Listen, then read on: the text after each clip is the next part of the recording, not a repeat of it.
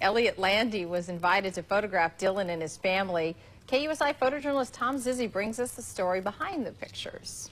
These are pictures that I took in 1967, 1968, a period of about a year and a half in my life, ending in Woodstock, August 1969. So Bob had heard about me from the guys in the band that I was an okay guy, I guess, and he liked photographs.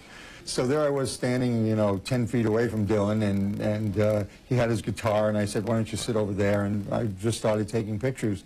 And I was thinking, as I was snapping away, he was singing and playing music, and I thought, this is incredible to be 10 feet away from this guy who's the most reclusive and arguably the most famous musician in the world. I came back the next week and showed it to him, and at that point we got friendly, and we hung out. We were talking about the pictures and political things, and so this is the photograph that we decided that would be used for the cover of the Saturday Post. Bob had total control over it, and this is the cover of the magazine itself.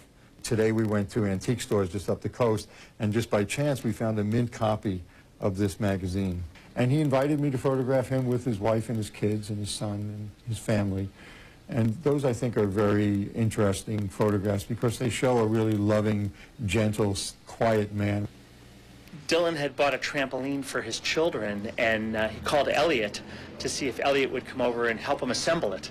So Elliot did, and they put the trampoline together, and then Dylan started screwing around, and he stood on his head, and Elliot captured it.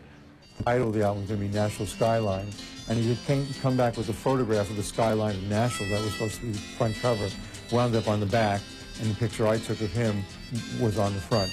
As we were walking around his house, he points to a spot. He said, why don't you take one from down there? And so I immediately started to get down on my knee and pick up the camera.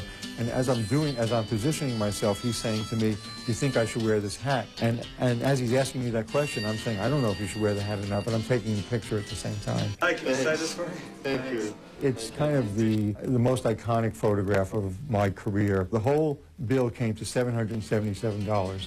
Which, if you know anything about metaphysics, is a very magical, metaphysical number. It opened all the doors for me, kind of for the rest of my life professionally. Many times people know that I took that photograph, they'll talk to me.